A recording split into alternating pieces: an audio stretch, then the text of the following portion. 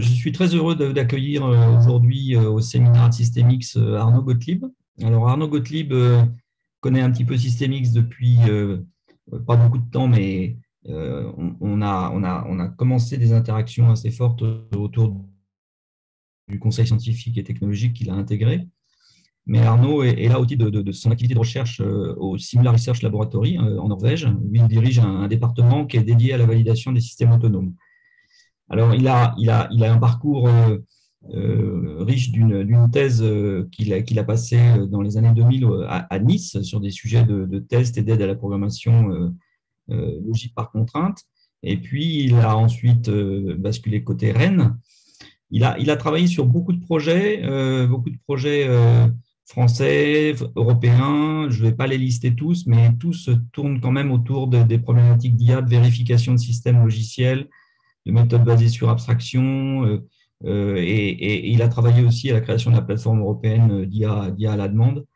Et il a beaucoup de publications à son actif dans des sujets autour de l'IA et du génie logiciel, et en particulier aussi des outils qu'il a mis en place et mis au point pour le test de systèmes critiques de sécurité.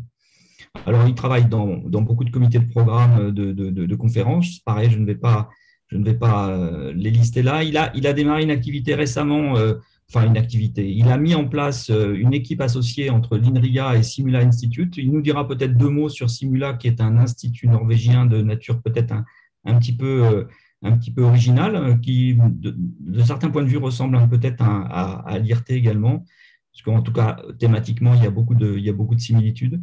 Et donc, cette équipe co-labellisée entre l'INRIA et Simula s'appelle Resist, je crois, à ma connaissance, et un peu dédiée au développement de systèmes logiciels plutôt robustes et résilients.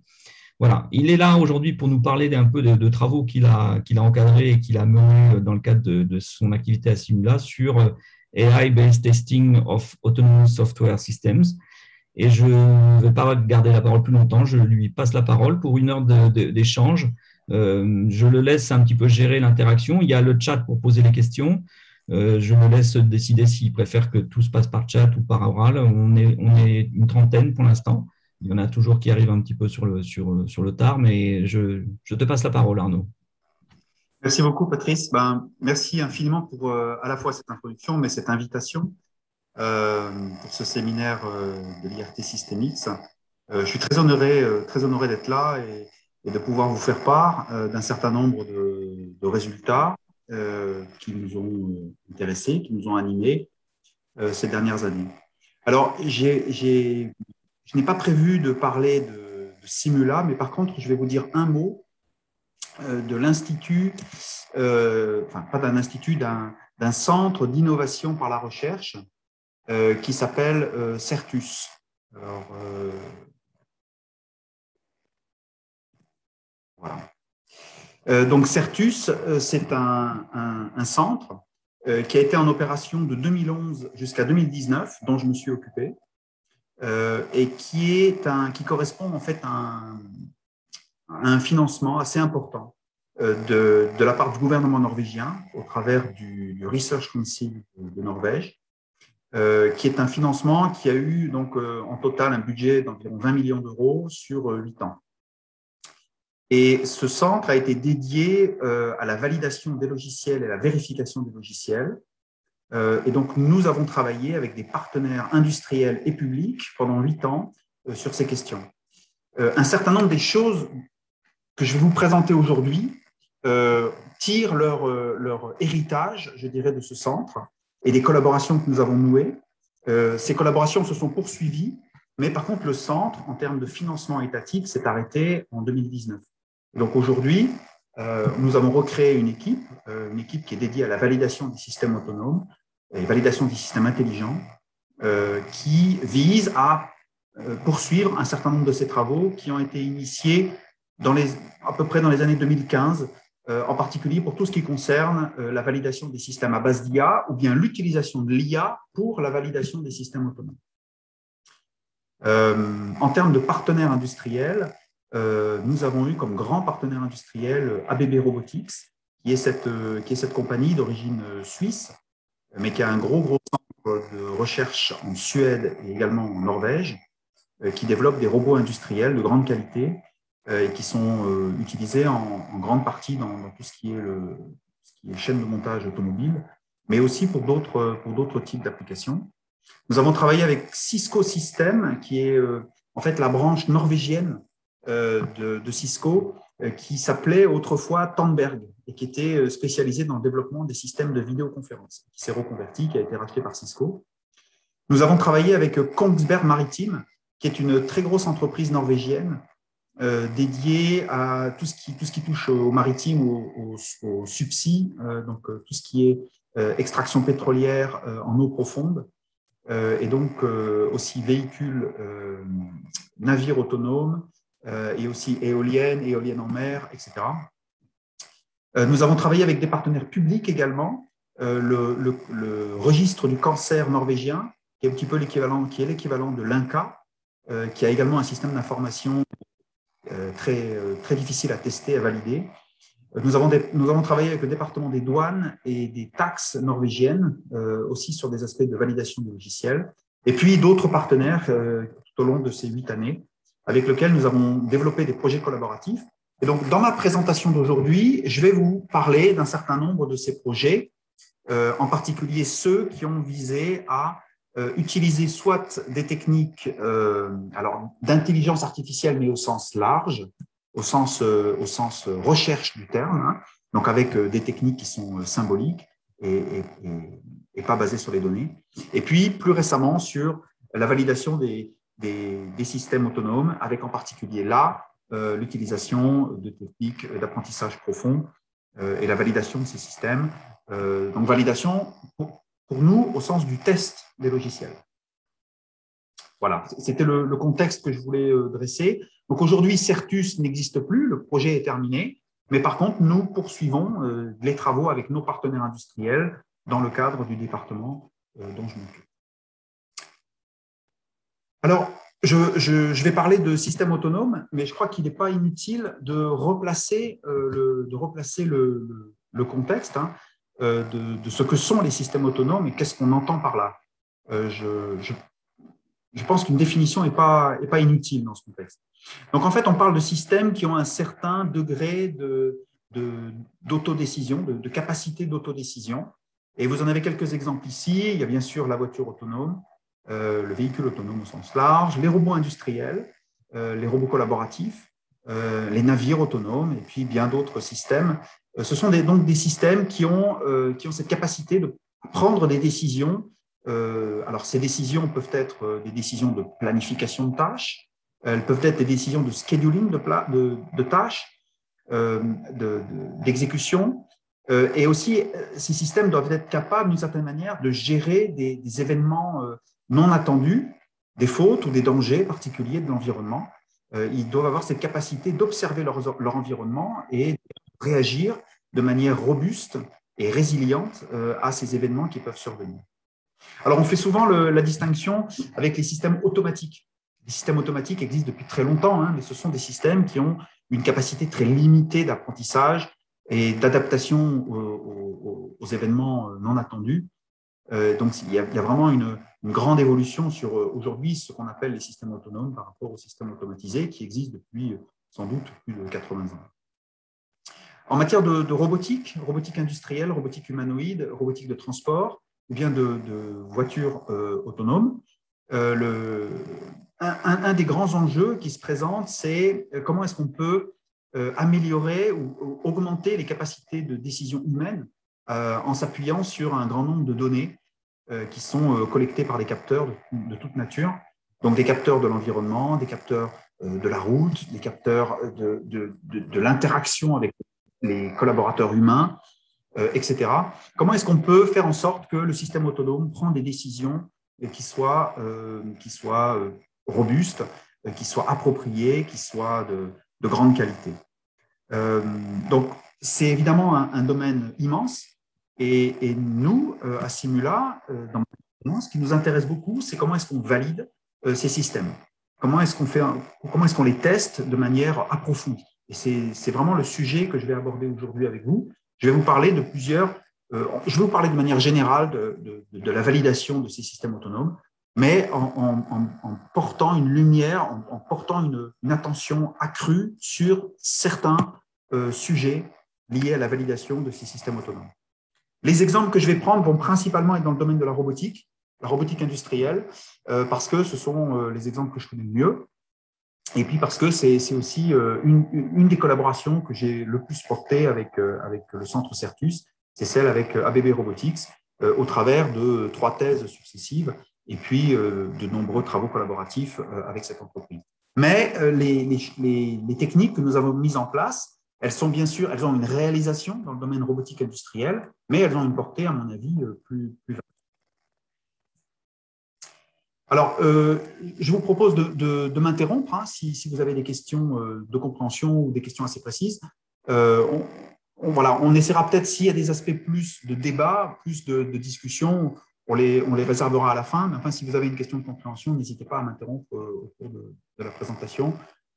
Alors, soit, je ne sais pas, Patrice, soit en levant la main, soit en mettant dans le chat, en écrivant une question dans le chat, j'essaierai de suivre et de regarder ce qui est écrit dans le chat. Je voudrais démarrer par un exemple assez concret qui est un projet emblématique en Norvège de cargo autonome, de cargo électrique autonome. Donc, c'est un projet en développement qui vise à automatiser complètement la circulation d'un cargo autonome qui transporte du fertiliseur, donc des engrais, depuis un port qui est dans les terres, dans un des fjords qui se trouve pas très loin d'Oslo, jusqu'à un port en eau profonde, le port de Larvik. Donc, c'est un immense trajet, hein, c'est 31 000 nautiques. Mais l'idée, c'est qu'en ayant ce cargo autonome et donc sans aucun pilote à bord, on puisse économiser un grand nombre de déplacements en camion. Vous voyez, 40 000 voyages annuels, de sorte à pouvoir évidemment éviter un certain nombre de pollutions liées au transport de ces engrais. Alors, ce qui est assez intéressant, c'est que ce cargo pose des difficultés assez considérables, en particulier liées à l'arrivée dans le… Donc, il y a des aspects de navigation. Je vais essayer de baisser le son.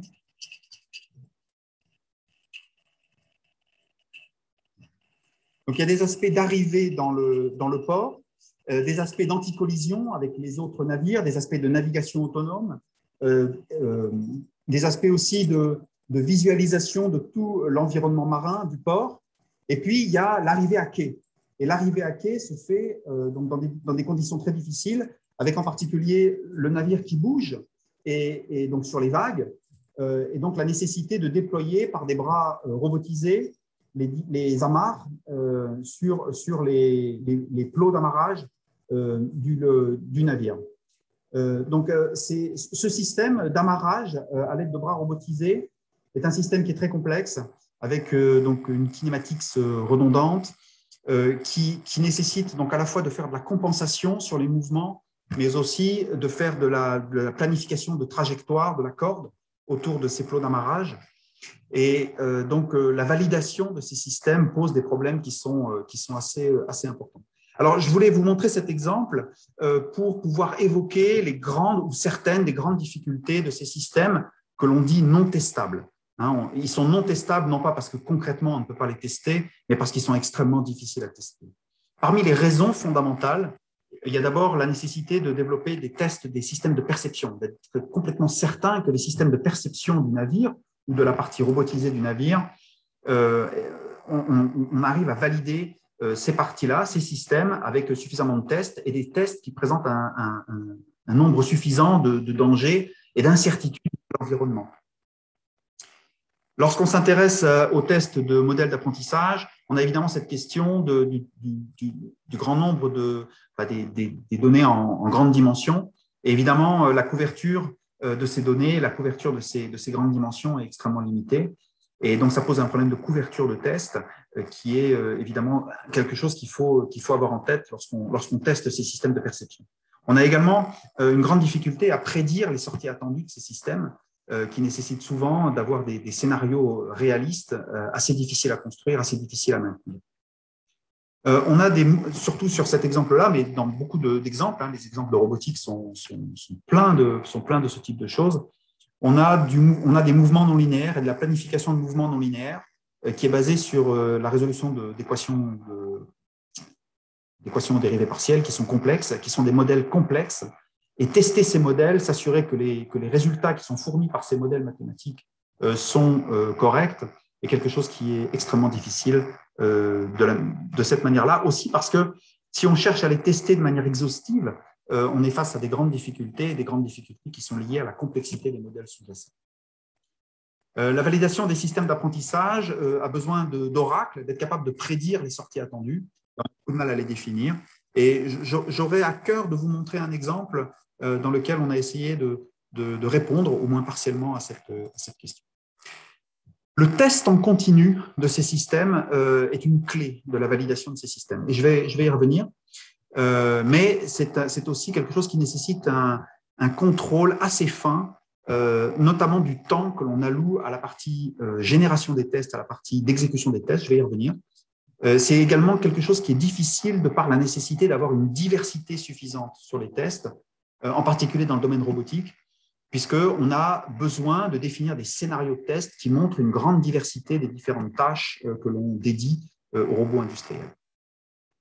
Alors justement, sur ce sujet du test en continu, donc on a ces processus. Donc aujourd'hui, vous savez bien, on ne développe plus les logiciels comme on les développait il y a peut-être 15 ans ou 20 ans, selon un cycle en V. Aujourd'hui, on fait du développement en intégration continue, on fait du test en continu. Et donc, qu'est-ce que ça veut dire? Ça veut dire qu'on a une boucle de développement qui se répète indéfiniment. Cette boucle de développement, elle démarre généralement avec un commit d'un développeur, puis ce commit, il conduit à la construction d'une partie du logiciel, après compilation, après déploiement.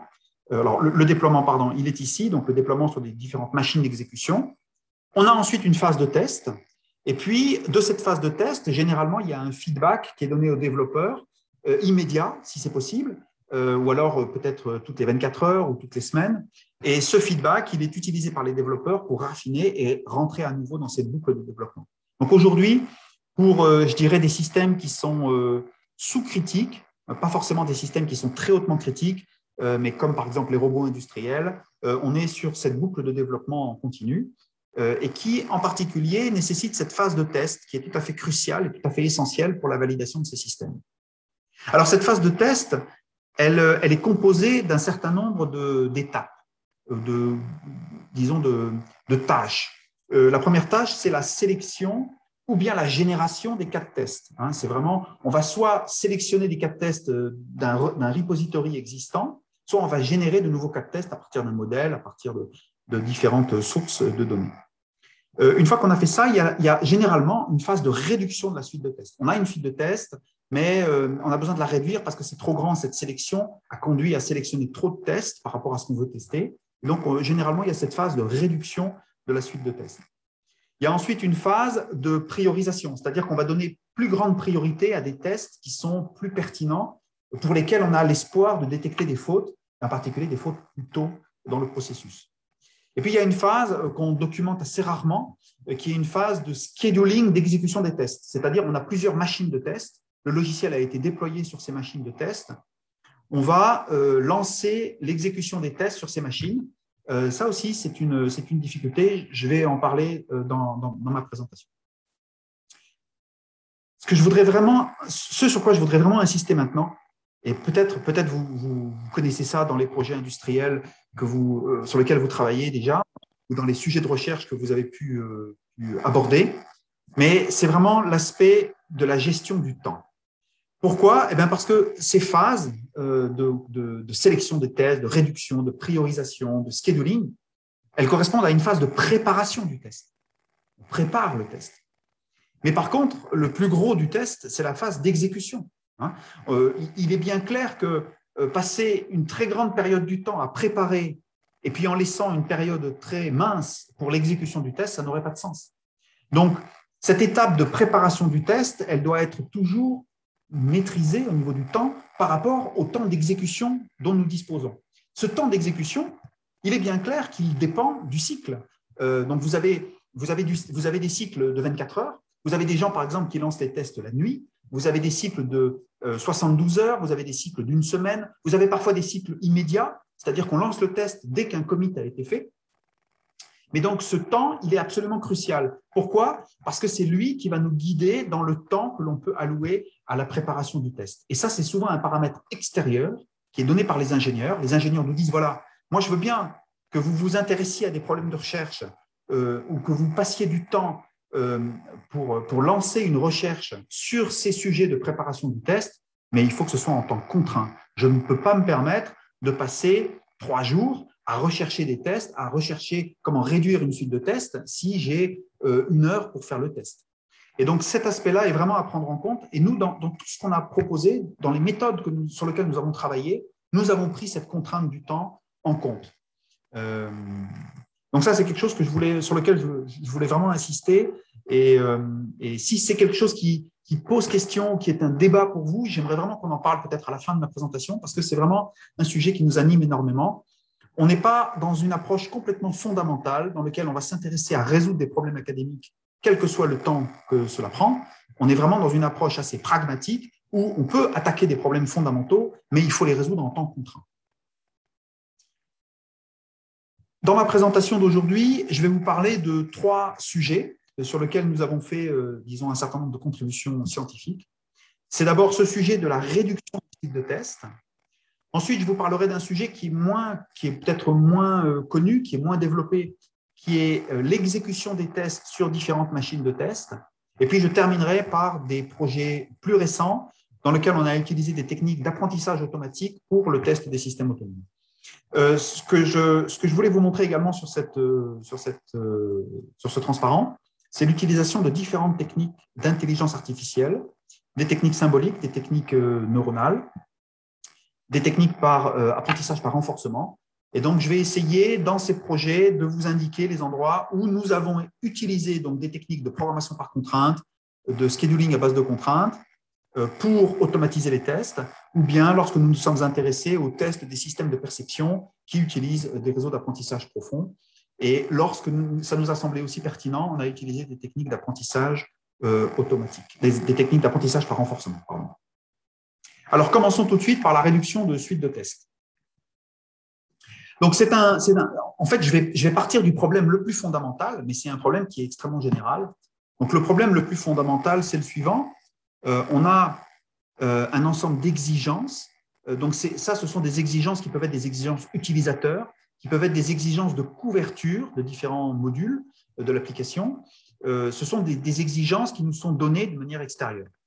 On a ensuite des cas de test. Donc, des cas de test, ils sont en général matérialisés par des scripts. Et on a une relation bipartite entre ces exigences et ces cas de test. Cette relation bipartite, elle dit que, par exemple, le cas de test 2, il couvre l'exigence F1 et l'exigence F3. On a cette relation bipartite. Cette relation bipartite, elle est en général capturée dans les scripts de test. Dans les scripts de test, on dit, voilà, ce test-là, ce cas de test, il va couvrir telle exigence et telle exigence. Il y a des extensions, on peut faire de la couverture partielle d'exigence, on peut avoir un cas de test qui couvre, disons, partiellement une exigence. Peu importe, je ne vais pas rentrer dans ces détails. On va s'intéresser plutôt au problème fondamental qui est le problème de la réduction optimale des suites de tests. Et donc, ce problème fondamental, il nous dit, est-ce qu'on est capable, enfin c'est la question qu'on se pose, est-ce qu'on est capable d'identifier un sous-ensemble de taille minimum des cas de test, de sorte à ce que toutes les exigences soient couvertes. Vous voyez ici, par exemple, si on choisit le cas de test 2, le cas de test 3, on voit bien que l'exigence F1 est couverte, l'exigence F2 est couverte, l'exigence F3 est couverte. Donc ça, c'est un problème qui est fondamental et c'est un problème qui se pose lorsqu'on fait de la préparation de suites de tests pour le test de n'importe quel système, mais en particulier des robots industriels, puisque ces robots sont testés en intégration continue. Alors, c'est un problème qui est j'allais dire vieux comme le monde, mais tout à fait. Donc, c'est un problème qui est similaire donc, à Vertex Cover dans un graphe bipartite. Donc, c'est un problème fondamental bien connu, c'est NP difficile. Et donc, on a un peu l'espoir de faire quelque chose, mais on sait bien qu'on ne pourra pas résoudre le problème dans sa plus grande généralité, en tout cas dans des temps raisonnables. Mais ce n'est pas grave parce que c'est un problème qui est très concret et pour lequel on a besoin de développer des solutions. Alors, les techniques qu'on a mobilisées pour attaquer ce problème-là, ce sont des techniques de programmation par contrainte. Et la programmation par contrainte, c'est une discipline, un domaine qui existe depuis très longtemps, l'intelligence artificielle, qui a été développée à partir du milieu des années 80, en particulier en France, et qui tire ses origines de différents sous-domaines, la programmation logique, la recherche opérationnelle, l'intelligence artificielle avec la satisfaction de contraintes. Et donc, je ne vais pas rentrer dans les détails, je vais juste brièvement énumérer quelques propriétés de la programmation par contrainte. C'est en général la combinaison de trois processus, un processus de filtrage des domaines par les contraintes. C'est-à-dire qu'on voit chaque contrainte individuellement comme un filtre pour filtrer les domaines de variation des différentes variables du problème, des variables de décision du problème. Ensuite, on a une phase de propagation de contraintes dans laquelle on va propager cette réduction d'une contrainte à l'autre. Et on va faire ça dans un calcul itératif jusqu'à ce qu'on atteigne un point fixe. Et puis, en général, ça ne suffit pas pour trouver des solutions ou pour démontrer qu'il n'y a pas de solution. Et donc, à ce moment-là, on fait ce qu'on appelle du labeling, c'est-à-dire qu'on va choisir une valeur et une variable à instancier. Et puis, on va recommencer ce processus. On va, avec cette instanciation, avec cette hypothèse, on va filtrer de nouveau les domaines, propager l'information et recommencer jusqu'à ce qu'on trouve une solution ou bien on exauce l'espace de recherche. Donc, ce sont des techniques qui sont développées donc, depuis maintenant plus d'une trentaine d'années, qui ont été utilisées énormément en validation, vérification logicielle et hardware, dans lequel on arrive, avec ces techniques-là, à traiter efficacement une centaine de milliers de contraintes et de variables. On n'est pas tout à fait au niveau de la programmation linéaire, mais on est quand même sur des systèmes qui sont extrêmement volumineux et importants. Alors, c'est une technique qu'on aime bien utiliser parce qu'elle est versatile dans le sens où on est capable de la modifier pour nos propres problèmes. Donc, on est capable de modifier les solvers, on est capable de créer nous-mêmes des contraintes, on est capable de programmer les heuristiques de recherche en tenant compte des informations des domaines. Et donc, c'est un domaine de l'intelligence artificielle qui existe et qui a été énormément développé. Il y a une communauté importante autour de la programmation par contrainte qui ont développé des solvers efficaces, des heuristiques de recherche très efficaces, des contraintes globales. Je vais évoquer ce sujet plus tard. Et qui permettent de développer des modèles de programmation par contrainte qui sont performants et efficaces et qui ont été déployés dans des applications industrielles de manière assez étendue. Une des difficultés liées à ça, c'est que le développement de ces modèles à contraintes nécessite une expertise assez importante, un apprentissage assez important de la part des utilisateurs. C'est considéré comme étant une difficulté. Une des grandes avancées de ce domaine en IA, ça a été l'introduction des notions de contraintes globales, qui sont des relations entre des variables, mais sur un nombre non fixe de variables. Généralement, quand on a une contrainte, le nombre de variables sur lesquelles elle porte, elle est fixe. Par exemple, z égale x plus y, ça porte sur 3 variables. Eh bien, dans la programmation par contrainte, on a inventé des contraintes globales, des relations complexes qui prennent en paramètre une liste de variables, et on a développé des algorithmes de filtrage efficaces pour ces listes de variables. Et donc ça, c'est une grande force, c'est vraiment un grand apport de la programmation par contrainte. Il y en a d'autres, mais ça me plaît. Alors, je vous donne un exemple, parce que je vais essayer d'être concret, je vais essayer de ne pas prendre trop de temps, mais je vais essayer d'être concret, de vous donner des outils qui pourront peut-être vous intéresser et pourquoi pas servir dans vos applications. Une des premières, une des plus simples contraintes globales qui a été proposée, en particulier par Nicolas Bellicianu, qui est un des grands inventeurs des contraintes globales. C'est la contrainte n-value. C'est une contrainte qui prend une variable n en paramètres, qui est un entier, en fait, qui vit dans un domaine fini, et puis une liste dont la taille n'est pas forcément connue, de variables. Pareil, toutes ces variables, elles vivent dans un domaine fini, c'est-à-dire qu'elles peuvent prendre un nombre fini de valeurs. Et n-value est une relation qui dit que le nombre de valeurs différentes que peuvent prendre ces variables dans cette liste de variables, eh bien, il doit être exactement égal à n. Alors, je vous donne un exemple.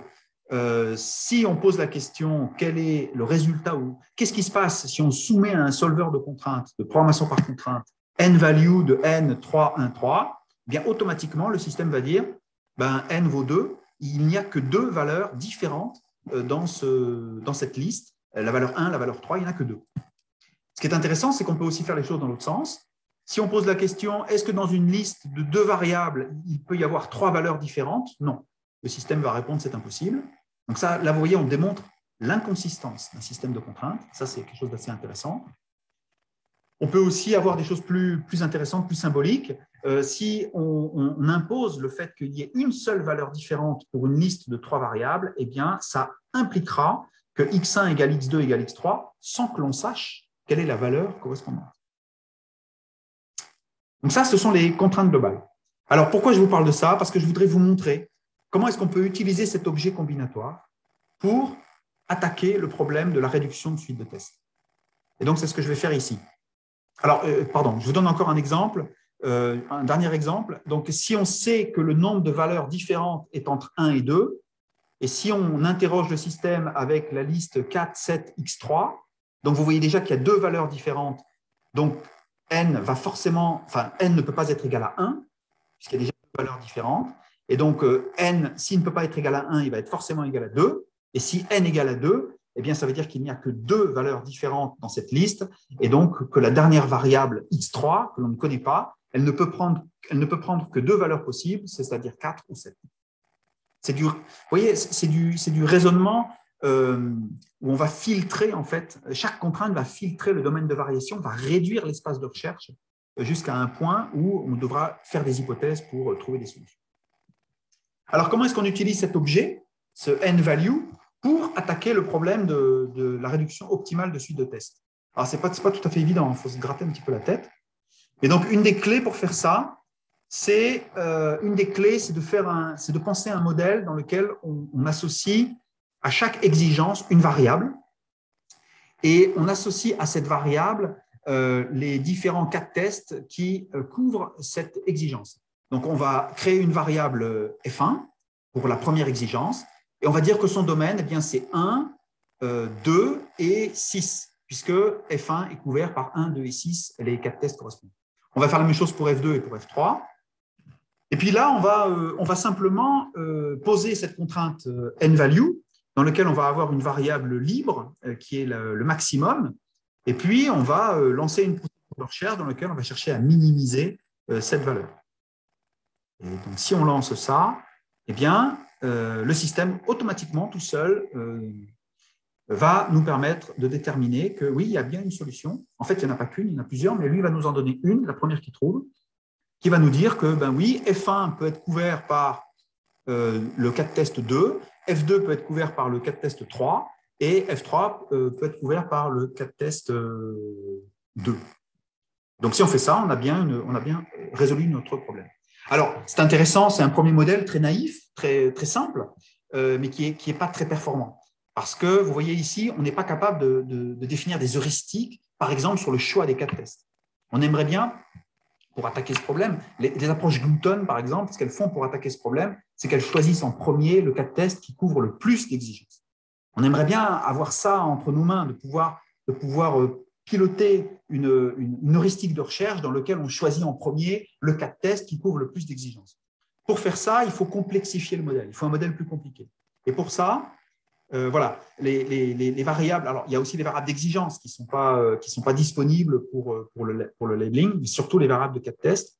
Et donc pour faire ça, on va utiliser un deuxième objet un peu plus compliqué, qui est la contrainte de cardinalité globale, qui a été inventée par Jean-Charles Régin il y a plus de 25 ans, qui s'appelle GCC et qui prend un vecteur de variables à domaine fini, un vecteur de valeur, un autre vecteur de variables, et qui est vrai si et seulement si chacune de ces variables VI correspond exactement à la cardinalité, au nombre d'occurrences de la valeur DI dans la première liste de variables. Donc, c'est un autre objet plus compliqué. Ce qui est intéressant, c'est que cet objet possède des algorithmes de filtrage qui sont basés sur des calculs de Max Flow qui sont polynomiaux. Donc, ce qui veut dire que cet objet combinatoire, cette contrainte de cardinalité, si on la lance, en un temps polynomial, on obtient du filtrage sur les variations, sur les domaines de variation des variables. Ce qui en fait un objet mathématique très intéressant et assez complexe. Par contre, pour obtenir une solution, quand on mélange cette contrainte avec d'autres contraintes, il va falloir lancer à la fin une recherche avec du labeling. dans lequel on va faire des hypothèses, et cette partie-là, elle reste exponentielle, bien sûr. On est sur la résolution en général d'un problème NP difficile, donc il y a forcément une partie qui reste exponentielle pour la résolution de ces systèmes de contraintes. Alors, comment est-ce qu'on peut utiliser ça ici? On va complexifier le modèle. Vous voyez, on va introduire des variables V1, V2, etc., V6, qui chacune d'entre elles vont correspondre au cas de test que nous avons. Et le domaine de variation de ces variables va être simplement le nombre d'exigences qui sont couvertes. Et donc, par exemple, ici, la variable V2, elle va vivre dans l'intervalle 0, 1, 2, enfin, le domaine 0, 1, 2, puisque le cas de test 2 peut couvrir aucune exigence s'il n'est pas choisi, peut en couvrir une si les autres sont déjà couvertes, ou bien deux si on couvre à la fois les deux variables d'exigence F1 et F3. Et donc, en utilisant cette contrainte, on fait un modèle qui est plus efficace que le précédent et qui nous permet aussi de développer des heuristiques de recherche plus intéressantes. Un troisième ingrédient pour résoudre ce problème qui est difficile, c'est d'utiliser ce qu'on appelle du pré-processing. On peut, en faisant un certain nombre de remarques, implémenter des règles de déduction. Ces règles de déduction vont être très pertinentes pour résoudre ce problème. Je vous en donne quelques exemples, ce n'est pas exhaustif. Mais ici, par exemple, si on prend l'exigence F1, on voit que l'exigence F1 est couverte à la fois par le cas de test 1, le cas de test 2 et le cas de test 6. Mais parmi ces trois cas de test, on s'aperçoit que le cas de test 1 couvre une seule exigence, le cas de test 6 couvre une seule exigence. Par contre, le cas de test 2, lui, couvre deux exigences. Donc, parmi ces trois variables, celle qu'on va choisir, forcément, c'est cas de test 2, puisqu'il couvre l'exigence que nous souhaitons. On veut qu'il couvre F1, mais en plus, il a le bon goût de couvrir d'autres choses. Donc, on va favoriser le choix de cette variable. Donc, ça, c'est une première règle. Une deuxième règle, c'est la suivante, c'est qu'on s'aperçoit qu'en choisissant le cas de test 2, on a aussi directement couvert F3, puisque c'est dans la relation bipartite que nous avons. Et donc, du coup, tous les cas de test qui ne font que couvrir F3 deviennent obsolètes. Et donc, on peut les éliminer de la recherche. Donc, on va ici éliminer cas de test 5. Pareil, on voit ici que l'exigence 2, elle est couverte de manière similaire par le cas de test 3, le cas de test 4. On peut faire un choix au hasard entre l'un ou l'autre, ça ne changera rien à la résolution finale. Et d'ailleurs, ça montre aussi que le problème de l'optimalité, ici, il y a plusieurs solutions dans cet exemple. On peut choisir le cas de test 2, le cas de test 3, mais on peut aussi choisir cas de test 2, cas de test 4. Donc, je voulais juste vous montrer des exemples de règles qui sont intéressantes parce qu'elles permettent d'accélérer en pré-processant le modèle et aussi en le faisant de manière dynamique pendant la recherche, d'accélérer le processus de résolution. Alors, ces règles, on les exprime une seule fois, mais après, elles peuvent être appliquées de manière itérative lors de la recherche. Alors, on a fait beaucoup d'expériences avec ces modèles. Je ne vais pas rentrer dans les détails de ces expériences.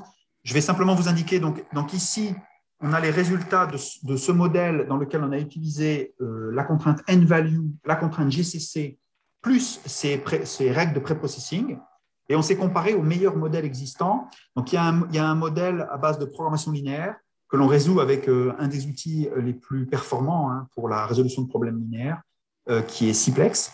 Alors ici, on est quand même sur de la programmation linéaire en nombre entier, donc il y a quand même des difficultés.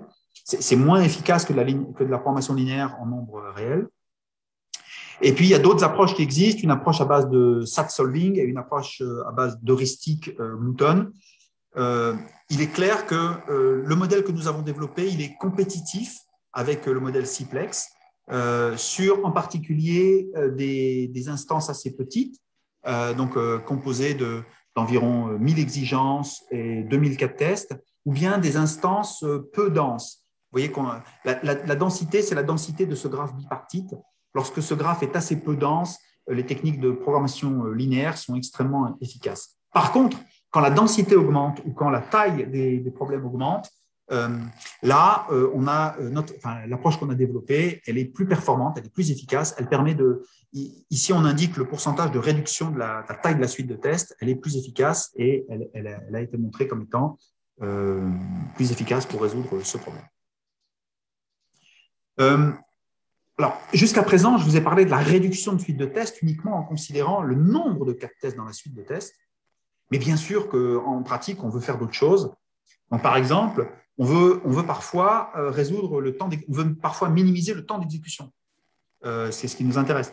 Et là, ici, si on a des temps d'exécution par des données historiques, si on sait par exemple le cas de test 1 prend 1 minute à être exécuté, on est sur des tests qui sont des tests croisés, donc déportés sur un robot industriel. Et donc, typiquement, ce sont des tests qui prennent du temps. On n'est pas sur une pure simulation ou uniquement du logiciel qui est exécuté. Ici, on est sur un robot qui exécute des tâches.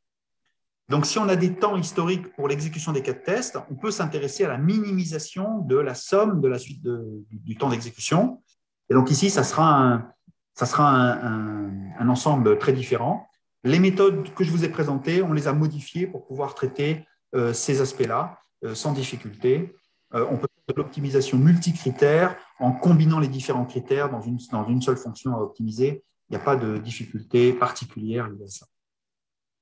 Une chose que l'on veut préserver, bien sûr, c'est la couverture des exigences. On veut minimiser le temps d'exécution, mais en préservant la couverture des exigences. Alors, ces travaux, oui, une chose que je n'ai pas évoquée, mais on les a toujours définis en temps contraint. C'est-à-dire qu'on a donné un contrat de temps à la réduction de la suite de tests. Et ce contrat de temps, il conduit parfois à ne pas atteindre l'optimal. Donc, parfois, on préfère obtenir une solution de moins grande qualité, dans le sens où elle est pas tout à fait à l'optimal, où elle est encore assez loin de l'optimal, mais par contre dans un temps contraint. Parce que, comme je vous l'ai dit au départ, cette idée d'avoir un temps contraint, il est tout à fait essentiel. Et ça, c'est une belle propriété des techniques que je vous ai montrées, des techniques de programmation par contrainte, c'est qu'elles fonctionnent en temps contraint.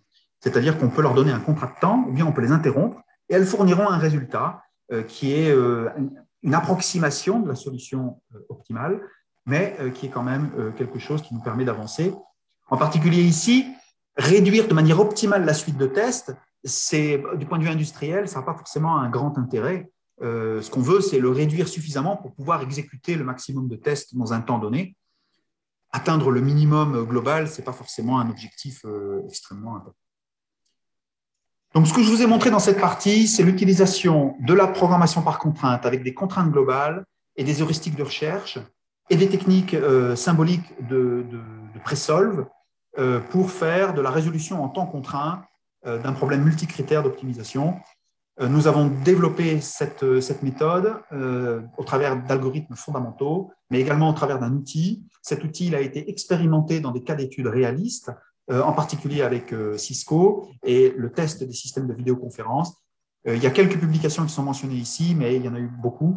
On a beaucoup travaillé sur ce cas d'étude afin de vraiment aller au bout des choses. Et je pense que voilà, c'est quelque chose qui a relativement bien fonctionné. Je voudrais passer au deuxième sujet. Je vais essayer d'accélérer un tout petit peu pour pas vous prendre trop de temps non plus, qui est donc le scheduling d'exécution de tests. Et donc là, on a mobilisé un domaine qui est très lié, mais qui est pas exactement le même, qui est le domaine ce qu'on appelle le scheduling à base de contraintes, qui est aussi un des grands succès de la programmation par contrainte. Alors, de quoi s'agit-il ? Ici, alors on a une métaphore, on imagine qu'on a un certain nombre de tâches avec des caractéristiques distinctes.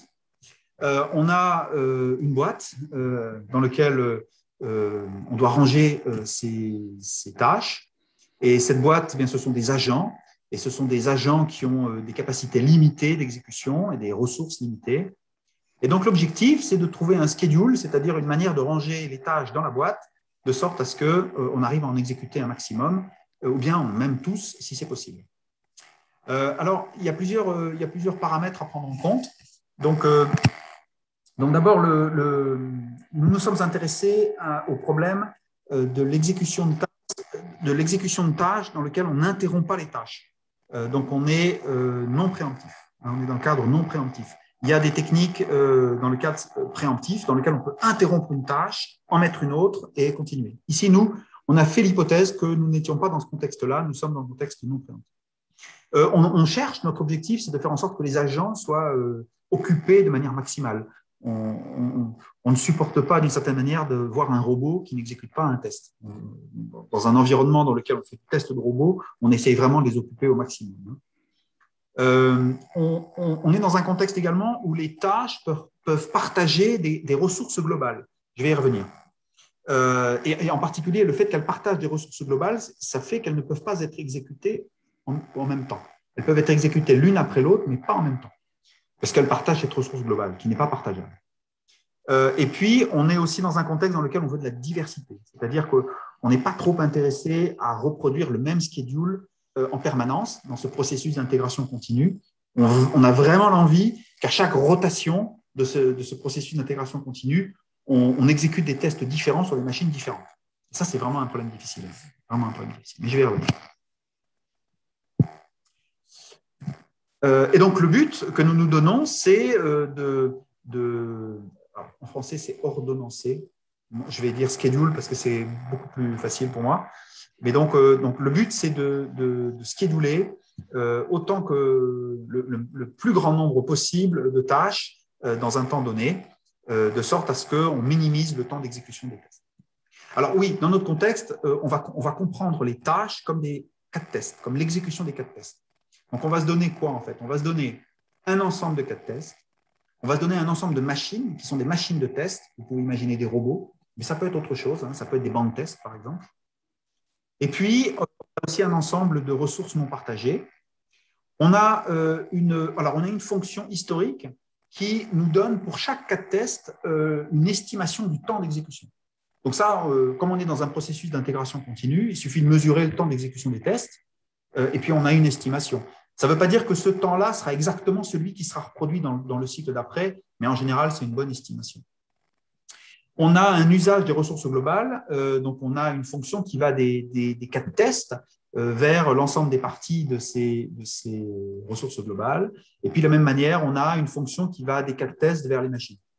Tous les cas de test ne peuvent pas être exécutés sur toutes les machines, parce que certains robots, par exemple, dans un environnement de test de robots industriels, sont des robots pick and place, d'autres sont des robots industriels à un bras, d'autres des robots industriels à deux bras. Certains sont des très gros robots, d'autres des plus petits. Et donc, du coup, il y a forcément une diversité et aussi le fait que certains cas de test ne peuvent pas être exécutés sur certains robots et pas d'autres. La fonction qu'on veut optimiser, c'est ce qu'on appelle le time span, c'est-à-dire la durée totale d'exécution du test. Donc, comme je vous l'ai dit, on est sur un problème de scheduling disjonctif ici, puisqu'on a des tâches qui ne sont pas exécutables en même temps. On est sur du non préemptif, on a des ressources non partageables, on est indépendant des machines, on s'intéresse au temps d'exécution. Là aussi, on est dans le même contexte que précédemment. L'optimalité globale n'est pas obligatoire. Par contre, il est très important de contrôler le temps. Et donc, on va pareil donner un contrat de temps à la résolution. Alors, vous avez ici un exemple. On imagine qu'on a trois machines, 3 robots. On a 10 cas de test. On a des estimations de la durée de chaque exécution de cas de test. Vous voyez par exemple que le cas de test 1, il a une durée 2 et il peut être exécuté sur les 3 robots. Et il n'utilise pas de ressources globales. Le cas de test 2, lui, il a une durée de 4 secondes. Il peut être exécuté sur les 3 robots. Par contre, il va utiliser une ressource globale R1. Et donc, une ressource globale, pour vous donner un exemple concret, ça peut être un oscilloscope. Alors, évidemment, on peut avoir plusieurs oscilloscopes, mais s'il y a un seul oscilloscope partageable par ces 3 robots, on ne peut pas exécuter des tests qui ont chacun besoin de cet oscilloscope.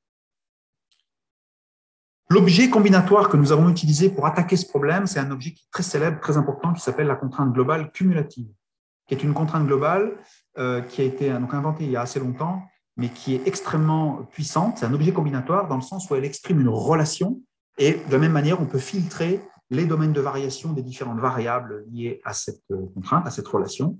Donc, elle prend en paramètre un vecteur de tâche, un vecteur de durée, un vecteur de consommation de ressources, et elle garantit qu'à chaque instant, la somme des différentes ressources reste inférieure à un seuil donné. Donc ça va typiquement pour nous être crucial parce que le nombre de machines d'exécution que nous avons, il est contraint. Dans l'exemple que je vous ai présenté, on a 3 machines, on a 3 robots, ce qui veut dire qu'on ne peut pas exécuter 4 tests en même temps. On ne peut exécuter qu'au maximum 3 tests en même temps. On va capturer cette relation par l'intermédiaire de cet objet. Le modèle à contrainte correspondant, c'est le modèle suivant. On a cette contrainte cumulative qui prend les 10 tests en paramètres, les durées en paramètres. Chaque cas de test étant exécuté sur une machine va consommer une ressource de 1. Mais évidemment, on peut imaginer des choses plus cumulatives. Et donc, on peut imaginer que certains cas de test consomment plus de ressources. Ça, c'est particulièrement intéressant pour les cas de test qui mettent en œuvre 2 robots. Il y a des cas de test qui s'intéressent par exemple à la synchronisation ou l'asynchronisation de 2 robots industriels.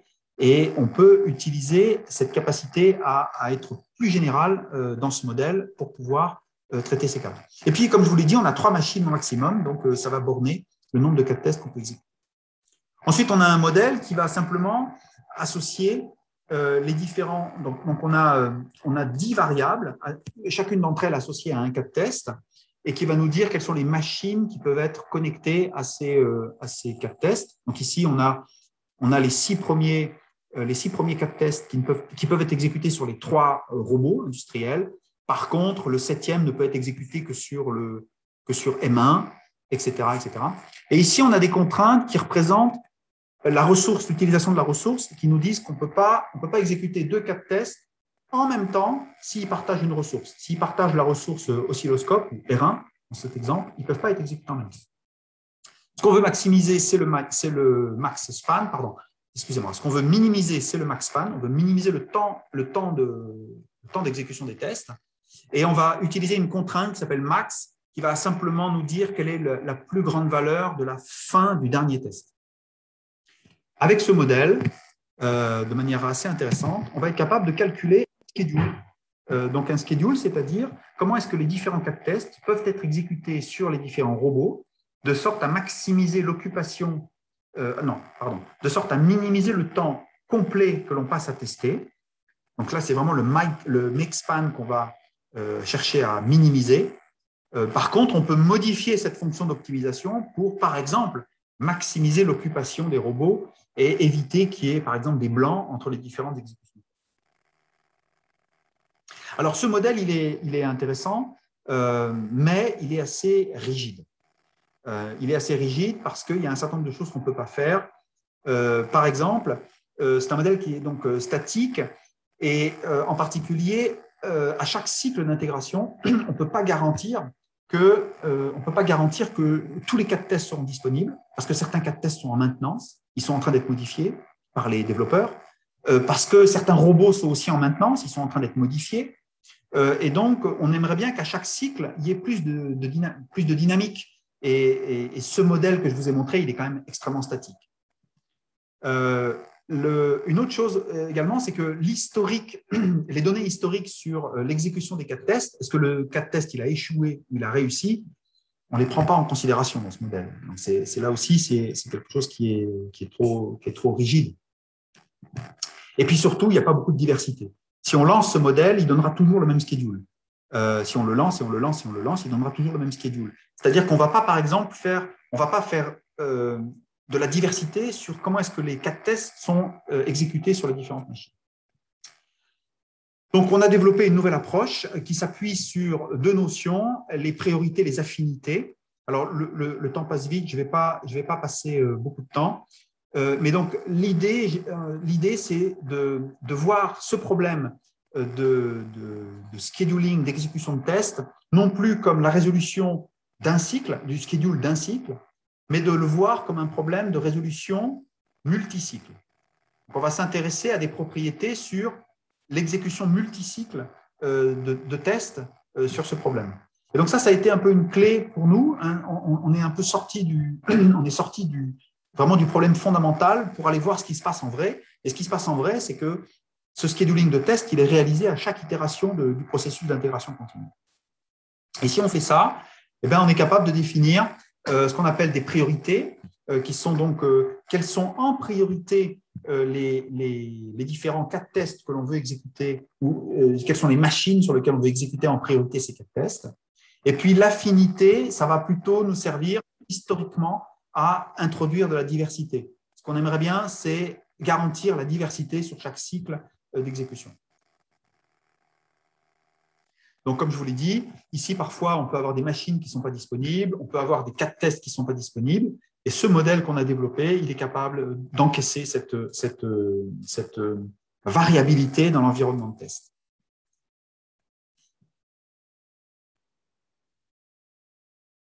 Alors, oui, donc, ce transparent, juste pour vous préciser cette idée qu'un cas de test, on va regarder, ça c'est vraiment l'affinité, on va regarder le nombre de cycles dans lequel il a été exécuté précédemment. Et donc, vous voyez que, par exemple, dans cet exemple-là, si le cas de test 90, il a été exécuté sur ce robot dans un cycle précédent, et sur ce robot, il y a 10 cycles, l'affinité va donner une plus grande valeur à celui-là qu'à celui-là.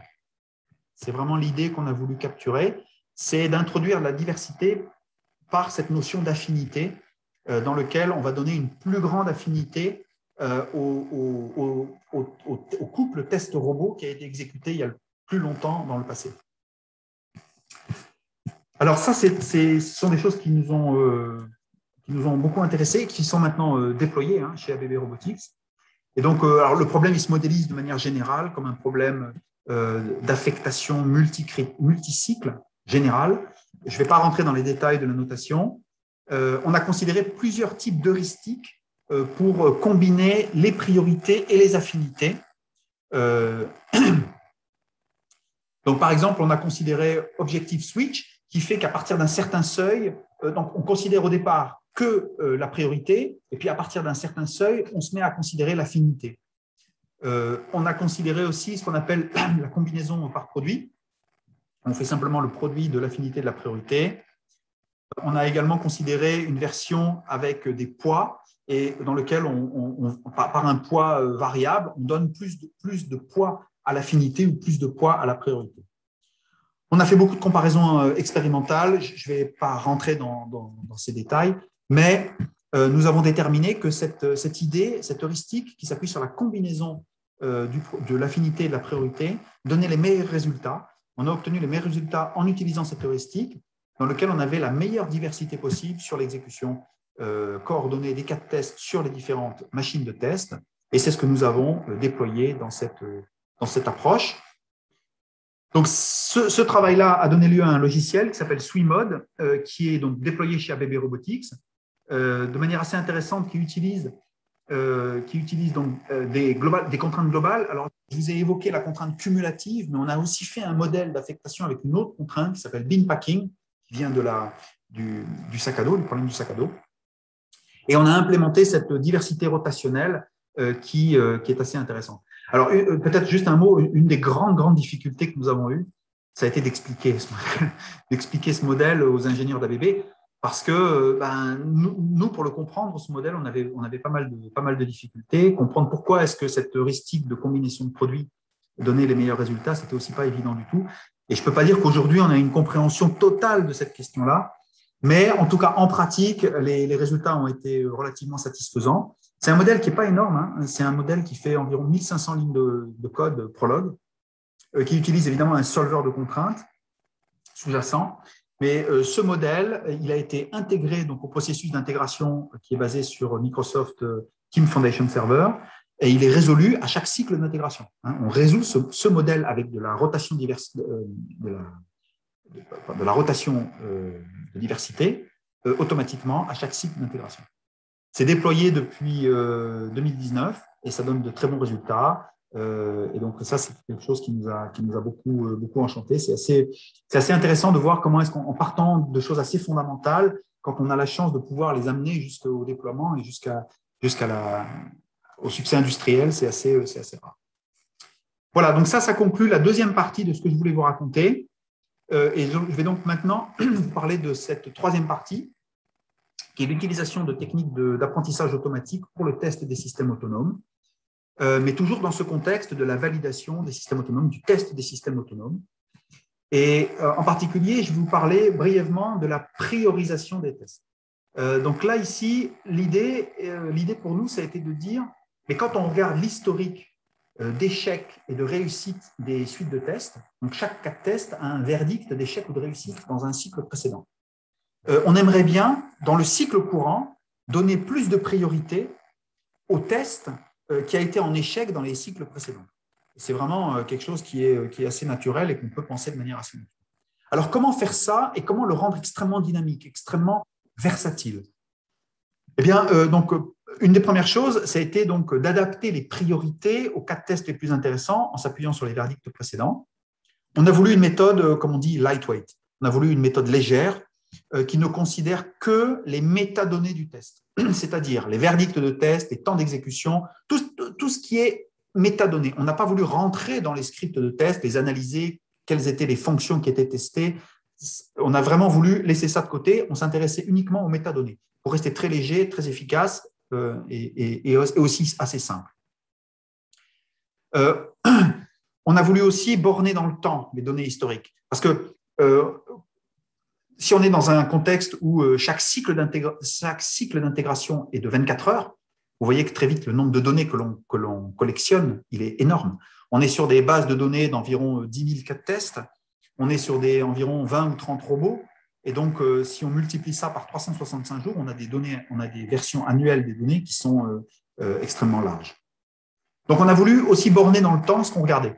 Et puis, on peut se poser la question aussi, est-ce que ça fait du sens d'aller regarder ce qui s'est passé il y a 1 an, alors qu'il y a vraiment 1 an de modification? Ce n'est pas certain. Donc, on a regardé à 3 cycles précédents, 5 cycles précédents, 10 cycles précédents.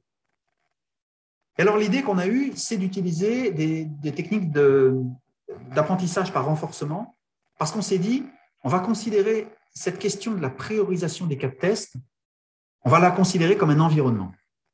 Et on va faire en sorte que le processus de priorisation, eh bien, il soit renforcé en regardant ses conséquences sur l'environnement de test. Alors, plus précisément, on a considéré la boucle classique de reinforcement learning, dans lequel on a un agent apprenant. Cet agent apprenant, il émet des actions qui sont des priorités sur les cas de test. Donc, il choisit une suite de tests et il donne des priorités, c'est-à-dire qu'il ordonne cette suite de tests. Ensuite, on a un environnement qui est le cycle d'intégration. Et là, le cycle d'intégration, il nous dit 2 choses. Il nous dit d'abord quelle est la récompense liée à cette priorisation, c'est-à-dire est-ce que les tests qui ont été priorisés, eh bien, ont donné un bon résultat, c'est-à-dire est-ce qu'on a favorisé l'exécution des tests qui avaient été mis en échec. Et puis, il va aussi modifier la suite de tests en fonction des résultats du test courant qui a été exécuté. Puisqu'on exécute les tests, on obtient de nouveaux verdicts, donc du coup, on obtient une nouvelle suite de tests. Et donc, cette récompense et cette suite de tests vont nourrir l'agent qui va, dans une boucle de reinforcement learning, apprendre au fur et à mesure du temps, c'est notre espoir, comment est-ce qu'on peut prioriser de manière efficace les suites de tests. Donc, on a testé plusieurs choses, on a implémenté cette technique d'apprentissage par renforcement avec des modèles de mémoire différents. On a utilisé une mémoire très simple, de type tableau. On a utilisé une mémoire à base de réseaux de neurones artificiels. On a considéré plusieurs fonctions de récompense et on a obtenu un certain nombre de résultats. Donc, les fonctions de récompense qu'on a considérées, on en a considéré plusieurs, je dirais, de la plus simple à la plus compliquée. Donc, on a considéré des fonctions de récompense où on regarde le nombre de tests en échec dans la suite de tests priorisés. On a considéré simplement, pour chaque cas de test, quel était le verdict. Donc, on a une fonction de récompense qui évalue le verdict de chaque cas de test dans chaque cycle. Et puis, on a également une fonction de récompense qui va beaucoup plus loin, qui regarde l'ordre des cas de test dans la suite de tests et qui fait une récompense en fonction de l'ordre des tests en échec. Plus les tests en échec sont exécutés en premier, plus la récompense sera grande. Et on a comparé nos 2 modèles. Alors, on a regardé un critère qui est un critère standard qui s'appelle le NAPFD, le pourcentage moyen de fautes détectées, normalisé. Et donc, il correspond en fait au nombre d'échecs, au nombre de cas de tests en échec que nous avons trouvé dans une suite de tests pour un cycle donné. Nous avons considéré 3 jeux de données. Donc, il y a 2 jeux de données qui nous ont été produits par les ingénieurs d'ABB pour différents sous-systèmes. Et puis, un jeu de données qui était fourni par Google sur la Google Suite, qui est une suite de tests reconnue. Et donc, on a comparé les différents modèles, les différentes fonctions de récompense. Je ne vais pas rentrer dans l'analyse de ces résultats. Je vais simplement vous indiquer que ce qu'on a démontré, c'est que finalement, la fonction de récompense la plus simple était celle qui donnait les meilleurs résultats. Donc ça aussi, moi j'ai appris à cette occasion que ce n'était pas complètement nouveau et qu'effectivement, il n'est pas forcément très pertinent d'aller chercher des fonctions de récompense très complexes. Souvent, avec des fonctions de récompense assez simples, on obtient les résultats assez satisfaisants d'abord. Donc ce qu'on voit ici, c'est vraiment un an de données. Hein. Chaque graphique montre un an de données et donc le processus d'apprentissage. Et donc là, c'est la valeur moyenne. Si on compare les deux modèles, le modèle avec le réseau de neurones et le modèle avec le tableau, on voit que le réseau de neurones est, dans cet exemple-là, toujours bénéficiaire. Et donc, ça, c'est quelque chose qu'on a montré à nos partenaires industriels, en particulier ABB.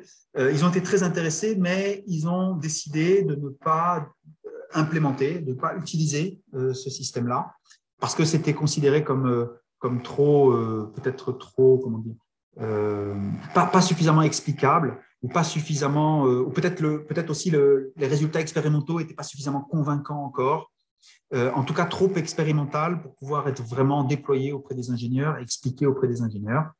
Donc, bon, ça c'était un petit peu une déception, mais par contre, on a eu le plaisir de voir que Netflix nous a utilisé des techniques similaires à celles que nous avions définies ici et a eu je dirais la classe et l'élégance de nous citer dans leurs travaux. Et donc ça, c'est quelque chose qui nous a beaucoup je voudrais maintenant évoquer, donc ça c'est sur la priorisation des cas de test. Je voudrais évoquer maintenant 2-3 projets pour finir, qui sont des projets nouveaux dans lesquels on déploie des techniques d'apprentissage pour le test des robots soit collaboratifs, soit des systèmes de perception. Je ne vais pas rentrer dans les détails, je vais simplement indiquer ce que nous faisons ici. Donc, nous développons ici des techniques d'acquisition de contraintes pour le test des robots collaboratifs. Donc, l'idée ici, c'est d'apprendre comment interagir de manière sûre avec un robot collaboratif. Donc, ces robots collaboratifs sont des robots qui manipulent des objets, qui font des tâches avec les humains. Et évidemment, il est crucial d'établir des modèles dans lesquels on a des modèles d'apprentissage dans lesquels on connaît l'interaction sans danger des humains et des robots. Donc, c'est ce que nous cherchons à faire ici. Nous développons des suites, des jeux de données dans lesquels il y a cette interaction qui est mesurée et qui est établie. Et ce qu'on a voulu faire ici comme travail exploratoire, c'est d'utiliser de l'acquisition de contraintes. L'acquisition de contraintes, c'est une approche très symbolique de l'apprentissage automatique dans lequel on va apprendre les différents mouvements et les classifier en safe, unsafe. Et on va apprendre un modèle à contrainte capable de représenter ces modèles de comportement safe. Donc, ce sont des travaux en cours. On a travaillé sur différents sujets. Pour l'instant, on est sur les aspects très fondamentaux. J'espère que ces travaux vont pouvoir donner lieu à des résultats qui seront possiblement déployables sur des systèmes industriels. Et donc, ça, c'est chez nous. C'est un exemple. Donc, on a une plateforme robotique industrielle collaborative donc dans lequel on peut vraiment faire ce qu'on veut et manipuler les choses à notre guise et créer ces jeux de données qui sont à peu près inexistants aujourd'hui. Hein. Aujourd'hui, les jeux de données d'interaction robots industriels humains sur les aspects safe and safe, ce sont des choses qu'on ne trouve pas dans les différents jeux de données existants. Un deuxième sujet qui nous intéresse beaucoup, c'est ce qu'on appelle le test métamorphique. Alors, le test métamorphique, l'idée, c'est d'utiliser des relations entre les entrées et les sorties d'un système pour tester ce système. Et ce sont des relations qui sont pas forcément des propriétés de correction. Ça peut être des relations extrêmement larges, extrêmement versatiles, mais ce ne sont pas forcément des relations qui sont liées à la correction. Donc, ce sont des conditions nécessaires, mais non suffisantes de la correction. Et donc, on s'est intéressé à ça. On a cherché alors, une des grandes difficultés de ce domaine, c'est de trouver ces relations et de les classifier et de déterminer celles qui ont le plus de promesses pour trouver des fautes. Donc, ce que nous avons fait, c'est que nous avons regardé un système de détection. Nous avons regardé d'abord un système de classification d'images et un système de détection d'objets dans les images. Et donc, on a utilisé des modèles qui sont parmi les plus compétitifs pour faire ça. il y a des modèles de classification d'images, des modèles de détection d'objets dans les images. Et donc, on a utilisé des techniques d'apprentissage par renforcement basées sur les bandits contextuels pour apprendre quelles sont les meilleures relations métamorphiques pour tester ces systèmes. Alors, les relations métamorphiques qu'on a considérées sont des relations métamorphiques extrêmement simples dans lesquelles on prend une image et, par exemple, on lui fait subir une inversion par rapport à l'axe vertical. Ou alors, on lui fait subir une inversion par rapport à l'axe horizontal. Ou alors, on fait un shear sur l'image, ou bien on modifie alors on fait une rotation sur l'image, ou bien on modifie les niveaux de gris, on modifie les couleurs, etc. Donc, ce sont des transformations d'images standards. Et donc, ce qu'on sait, c'est que pour un certain nombre de ces transformations, tout d'abord, le label de l'image ne va pas changer. Si vous faites une inversion droite-gauche de l'image d'un avion, ça ne va pas changer. Ça sera toujours le label sera toujours un avion. Alors, quand on fait de la détection d'objets dans les images, c'est un petit peu plus compliqué. On est capable de calculer où sera le nouvel objet. Et donc, on est capable de prédire quelle sera la sortie attendue. C'est vraiment l'intérêt de ces méthodes, c'est qu'elles sont capables de prédire les sorties attendues du test. Et donc, si le système de classification d'images ne donne pas le label, ou bien ne donne pas l'objet dans sa boîte attendue, vous savez qu'il y a une faute. Vous avez déterminé une faute. Ce qu'on a montré, c'est que ces modèles, qui sont parmi les modèles état de l'art du domaine, ils ne sont pas robustes. Et c'est assez facile de les mettre en échec avec des transformations assez simples. Alors, pour certains types d'images, c'est assez naturel. C'est-à-dire que, par exemple, pour les avions, l'inversion droite-gauche ne pose aucun problème à un système de classification d'images. Il classifiera toujours ça comme un avion. Par contre, ou pour une voiture, pour une voiture. Pour une voiture, donc l'inversion droite-gauche ne pose aucun problème. Par contre, l'inversion horizontale, elle pose énormément de problèmes. Et là, l'accuracy des modèles se réduit énormément. C'est normal, c'est parce que les modèles n'ont jamais été entraînés avec des voitures à l'envers. Ce qu'on a montré aussi, ce qu'on a vu aussi, c'est que sur les avions, ce n'est pas le cas. Sur les avions, parce qu'il y a des avions d'acrobatie, les avions se retrouvent parfois, dans les avions d'acrobatie, se retrouvent parfois à l'envers. Et donc, on n'a pas vraiment la même dégradation des caractéristiques. Bon, dans tous les cas, ce sont des manières systématiques de tester ces modèles de classification, ces modèles de détection d'objets dans les images, qui sont des modèles de perception utilisés dans la voiture autonome. On a des manières systématiques de les tester. Une des difficultés, c'est de trouver les bonnes relations métamorphiques. Et donc, nous, ce qu'on a développé, ce sont des méthodes d'apprentissage pour trouver les meilleures, celles qui sont les plus prometteuses pour détecter ce type de misclassification dans les modèles. Voilà, je voulais terminer sur ces deux projets et puis par quelques messages finaux de cette présentation. Donc tout d'abord, j'espère vous avoir convaincu que le test des systèmes autonomes, le test véritablement dans lequel on cherche à définir des sorties attendues, dans lequel on cherche à exécuter un système avec des entrées, apporte des défis intéressants pour la recherche en validation et vérification du logiciel. Alors, j'insiste un tout petit peu sur ce point parce que je sais qu'en France, on parle beaucoup de vérification formelle voilà, je voulais simplement indiquer qu'il y a aussi une grande partie du monde qui s'intéresse beaucoup aux aspects tests logiciels et les aspects tests logiciels posent des problèmes qui sont tout à fait fondamentaux et qui posent des problèmes extrêmement intéressants. Même si, bien sûr, ça ne veut pas dire qu'il n'y a pas de collaboration possible ou il n'y a pas d'intérêt possible à faire collaborer des méthodes de vérification formelle avec des méthodes de test. Bon, quelques techniques d'IA que j'ai utilisées, programmation par contrainte, contrainte globale, constraint-based scheduling, reinforcement learning, ce sont des techniques que nous avons utilisées, que nous avons déployées pour des problèmes de test. Là aussi, ça marche bien, ça fonctionne bien, c'est intéressant. Je pense qu'il y a un grand sujet à utiliser ces techniques pour faire de la validation de systèmes autonomes. C'est ce que nous développons, c'est ce que nous explorons actuellement dans les projets que nous regardons. Il y a des difficultés pour le test des robots collaboratifs, des robots industriels, en particulier liées donc à la définition des comportements attendus et l'interaction avec les humains. Et donc, actuellement, on utilise des techniques d'apprentissage automatique et de reinforcement learning pour tester ces robots collaboratifs. Alors, juste un mot pour terminer. Donc, c'est bien sûr ce que je vous ai présenté, ce n'est pas du tout un travail individuel, c'est un travail collectif. avec un grand nombre de partenaires, à la fois mon équipe, mais à la fois aussi des partenaires industriels avec lesquels nous travaillons. Actuellement, le département VIAS, dont je m'occupe, c'est un département dans lequel on est 3 chercheurs permanents, 3 doctorants et 4 postdocs. C'est une petite équipe, hein, pas une très grosse équipe, mais on a des partenariats industriels très forts.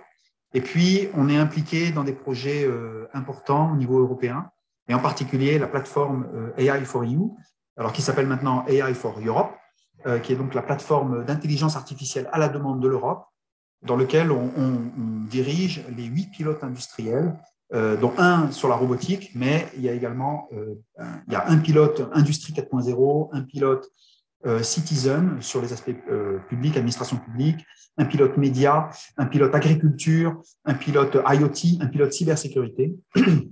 Et donc ça aussi, ça nous donne une visibilité sur ce qui est fait en matière d'utilisation de l'IA pour la validation des systèmes autonomes, qui est assez intéressant. Et puis, dernier point, comme l'a mentionné Patrice, on a créé au début de cette année la première équipe associée avec des gens de l'INRIA Rennes, avec l'équipe diverse. On a créé la première équipe associée et on espère en créer d'autres. On espère que ce partenariat avec INRIA va être développé. Je vous remercie infiniment de votre attention. J'ai pris un petit peu plus de temps, je m'en excuse, mais je serais super heureux d'avoir vos questions. Je vois qu'il y en a déjà. Donc... Oui, merci beaucoup. Arnaud, effectivement, le temps a un peu passé, mais c'était pour vraiment entendre des choses, hein, de mon point de vue en tout cas, très intéressantes. Je vais reprendre tout de suite les questions de Fateh. Enfin, Fateh peut peut-être les poser directement à l'oral s'il veut bien allumer son micro et poser. Il avait deux questions à te proposer. Oui, bonjour. Donc voilà, la première question, c'est dans les planches que vous avez présentées au début, qui présentaient des techniques pour réduire le nombre de cas de tests à exécuter. J'avais l'impression en fait que le cas où on avait une exigence qui pouvait être couverte par plusieurs cas de tests n'était pas représenté, puisque quand, je ne sais pas si vous pouvez revenir à la planche en question, c'est parmi les planches du début. On avait l'impression que vous supprimiez en fait des cas de test avec l'hypothèse sous-jacente que c'était des cas de test redondants. Mais il est très fréquent dans l'industrie d'avoir vraiment plusieurs cas de test pour couvrir une seule exigence, parce que l'exigence peut être un peu, on va dire, un peu complexe ou présenter plusieurs cas. Et donc, on a besoin de plusieurs cas de test pour la couvrir. Alors, donc, le cas, vous voyez mon écran? Je pense que c'est en train d'arriver, voilà, oui. Oui. Ça, c'est le cas, ce graphe bipartite, il est vraiment où une exigence est couverte par plusieurs cas de test. Ça, c'est le cas de base que nous avons traité. Chaque exigence peut potentiellement être couverte par plusieurs cas de test. Par contre, je pense, corrigez-moi si je me trompe, mais je pense que vous évoquez le cas où une exigence doit être couverte par plusieurs cas de test. Ce n'est pas seulement un cas de test qui couvre l'exigence. C'est ça, c'est effectivement l'exigence F1, pour être couverte complètement, elle a besoin du cas de test TC1, du cas de test TC2 et du cas de test TC6. Sinon, si on supprime l'un de ces cas de tests-là, on ne couvre pas complètement l'exigence. Oui.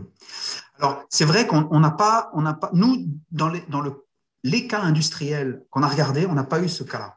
C'est vrai, chez Cisco, chez ABB, on n'a pas eu ce cas d'étude. Mais ce que nous pensons, c'est que ce n'est pas une extension très difficile des méthodes que nous avons mises en place. Moi, je pense que, même si on ne l'a pas fait, mais je pense que ce graphe bipartite, on peut l'enrichir pour qu'il prenne en compte le cas où une exigence doit être couverte par plusieurs cas de test. Je pense que ça ne serait pas une grande difficulté. Ça introduirait une autre notion. Par exemple, on devrait considérer les sous-ensembles de cas de test. Vous voyez, mais je ne pense pas que ça modifierait en profondeur les techniques que nous mobilisons ici. Par contre, peut-être que ça les rendrait moins efficaces. Ça, bien sûr, il faudrait le faire pour en être certain. Mais j'ai bon espoir qu'on puisse traiter ce cas-là si ça se présentait à nous. D'accord. Tu as une deuxième question, je crois que tu as mis dans le chat. Tu peux peut-être la poser tout de suite. Oui. Oui, la deuxième question était liée en fait à ce qu'on appelle l'ODD, donc l'Operational Design Domain, qui est en fait un lien entre les concepts opérationnels, les conditions de fonctionnement en fait du système sous test.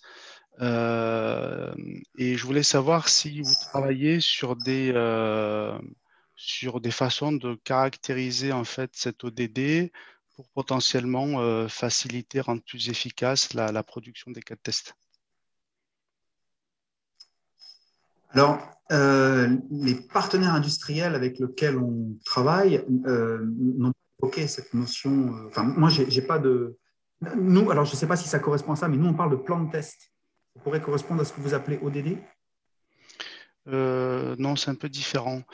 En fait, l'ODD, ça va être, par exemple, pour un cas de vision par ordinateur, c'est le fait de dire que les images qui arrivent des senseurs, bah, elles peuvent être influencées par des conditions de fonctionnement du type la luminosité ambiante, les vibrations du capteur issu de son mât où il est fixé, etc. Et en fait, ces conditions de fonctionnement-là vont créer des images qui vont avoir un certain nombre de caractéristiques. Et il faut, pour pouvoir tester correctement le modèle, il faut caractériser en fait ces conditions de fonctionnement un peu spécifiques pour pouvoir générer des cas de test adéquats et voir si le modèle en question est soit robuste, soit stable, soit qui prédit les bonnes choses, etc. Alors non, nous, on n'a pas été exposé à cette problématique, mais je crois que je la comprends. On n'a pas été exposé à cette problématique. Par contre, je peux peut-être pointer l'état de l'art sur ce sujet, en particulier pour le véhicule autonome. Alors, je ne sais pas si c'est vraiment relié, mais il existe en particulier ces travaux et cet outil qui s'appelle Deep-Road, qui vise à modifier les conditions. Alors, moi, je vais le présenter avec les conditions météorologiques de l'image, mais j'imagine que ça peut s'adapter à d'autres sujets de variabilité, dans lequel on va modifier les conditions on va modifier l'environnement et la scénographie de l'image, tout en espérant que le système de décision, par exemple, produira les mêmes décisions. Donc, typiquement, ce système DeepRoad, il utilise des relations métamorphiques pour modifier les conditions climatiques ou modifier les conditions de paysage, modifier les conditions générales d'environnement du système pour pouvoir et s'assurer que le test de ces systèmes sera toujours. Je ne sais pas si ça peut être une. Des approches à base de GAN, je crois, de générative adversariale. Oui, oui, tout à fait. Ouais. Euh, Merci. je vais passer la parole à Christophe Beaune. Bonjour, merci beaucoup pour votre présentation. Donc, en termes de couverture, les travaux d'optimisation que vous proposez sont très intéressants. Je me posais la question dans une logique d'intégration, s'il y avait, au-delà de la priorité que vous avez présentée dans la deuxième partie, d'autres axes, notamment pour prioriser des tests unitaires quand ils peuvent être requis pour des raisons de safety ou pour toute autre raison. Ça, c'est une première part. Et l'autre part, c'est, là encore, dans une logique de couverture, finalement, on ne préjuge pas de si les tests vont être bons ou pas. Mais on voit bien que là, dans un cas de test qui va regrouper trois propriétés, trois exigences, si le test est en échec, finalement, on ne saura pas laquelle des trois exigences amont est mauvaise. Donc, est-ce que là aussi, il y a un moyen de changer, entre guillemets, enfin, de trouver l'optimum, là encore, avec la logique test unitaire qui se cache derrière, pour réaliser la couverture globale? Alors, merci pour vos questions, hein, c'est super intéressant. Alors, par rapport à la première question, donc plutôt liée à je dirais, à l'utilisation des données historiques pour prioriser l'exécution des tests. Ce que je vous ai montré… C'est un prérequis, en fait. On sait qu'on a telle contrainte, sans même avoir commencé les tests, on sait qu'on a besoin impérativement que telle partie du système fonctionne avant de pouvoir tester la suite. Alors, je dirais que l'approche qu'on a trouvée quand on s'est intéressé à ce sujet avec nos partenaires industriels, c'était vraiment une approche basée sur des priorités statiques. Certains cas de test, on leur donne une très grande priorité parce qu'on sait, par expérience, l'expérience des ingénieurs, on sait que ce sont des tests qui mènent à des problèmes. On l'a vu ça par le passé. Donc, on leur donne une grande priorité et donc ils se retrouvent en général très haut dans la chaîne de priorité d'exécution des tests. Cette approche-là, c'est une approche qui est statique et elle est aussi assez empirique. Donc, ce que je vous ai présenté dans ce travail, c'est l'utilisation de reinforcement learning pour prioriser de manière automatique les tests. Où là, véritablement, on fait de l'apprentissage automatique par renforcement. Cette approche-là, elle est considérée comme trop avancée ou pas assez comprise ou pas assez explicable. Par contre, on a développé une version intermédiaire qui, elle, est déployée. Et je ne vous en ai pas parlé parce que je n'ai pas le temps, mais on a développé une version où tout simplement, on regarde les verdicts d'échec dans les 3 cycles précédents. Et si, dans les 3 cycles précédents, il y a un cas de test qui a été, 3 fois en échec, eh bien, on va lui donner une priorité plus grande dans l'exécution du cycle courant. Si par contre, ce cas de test n'a pas été en échec, on va diminuer sa priorité. Donc, c'est une extension de la priorité. Vous voyez, là, c'est dynamique, puisque c'est quelque chose qui va se modifier à chaque cycle.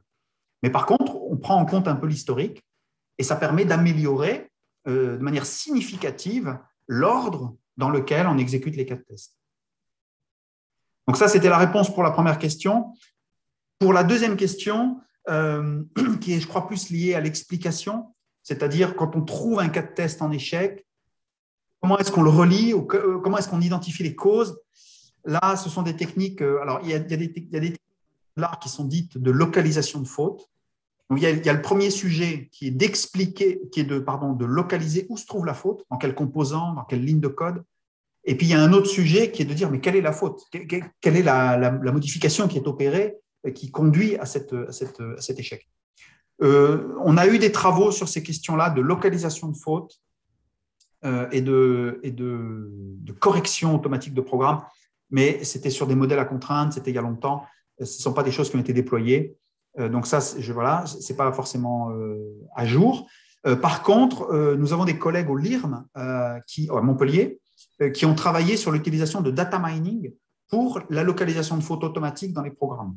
Et donc, eux, ils sont capables, en regardant les traces d'exécution, en comparant les traces d'exécution, d'indiquer quelles sont les lignes de code les plus suspicieuses pour contenir les fautes d'un programme. Alors, ce n'est pas encore de l'explication, mais on aide en tout cas le débugger, le débugger ou la personne qui modifie le code, on l'aide à trouver plus facilement l'endroit où se trouvent les fautes. Est-ce que ça répond à votre question? Oui, tout à fait. C'est des éléments très, très utiles. Merci beaucoup. Merci. Je vois l'heure, il est déjà 15h32. Je pense qu'on va arriver au bout de notre échange. Je vous propose de m'envoyer éventuellement des questions que je pourrais relayer à Arnaud si au-delà de cet événement, de ce séminaire, il y avait des échanges qui voulaient se constituer. Il n'y a pas de souci, je pense, pour que Arnaud puisse vous y répondre par mail. Merci à tous de vous être connectés.